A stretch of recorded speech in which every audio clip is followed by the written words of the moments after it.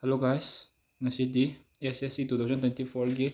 result haitokpagi matangda haibetang yengminasi. SSC GD 2024 gi exam se 20 February daina March ki tarik 7 tawbado sidana leira post singje sida 1 2 3 4 5 6 7 post ne sida sum yengbiro post code kal dum leira BSF CISF CRPF SSB ITPP AR SSF na lobado adagi point khara important oibedo khara kitang oina yengminasi makha da sum chat tajarake CD NCC paiba student singini 5% 3% 2% magi ABC certificate to bonus ma oina hapakani CD adagi sina SSF ki tongana ama leibani high cut off yam oibani sigi po CD sina female candidate ki singi total oina khanbado 38328 ni adagi male candidates ki sina SSF ki leira yam wange cut off se sina male candidates ki SSF na taba topa singkhan basingina 3,08,076 oira adagi female kina annexure 1 da dum piramani makha tana dum yengsi annexure 2 sina male candidate singi khan basingdo adagi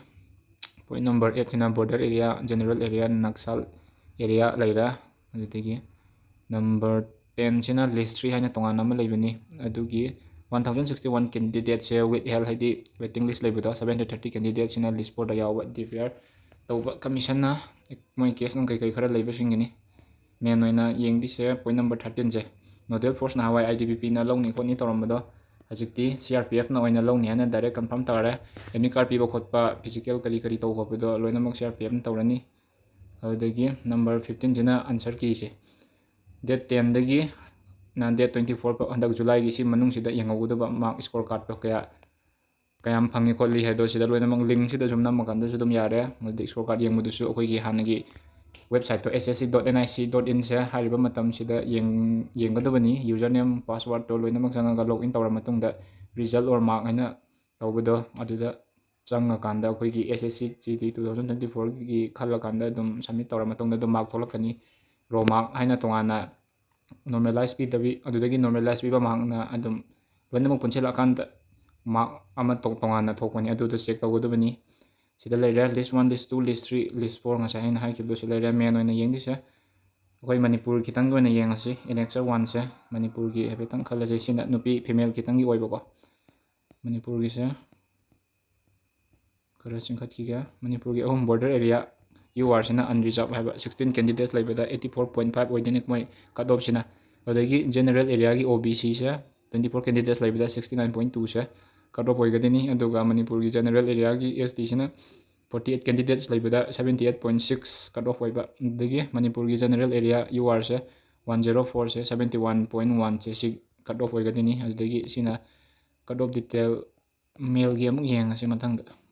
sina male gi SSF na taba atay tay poso adugi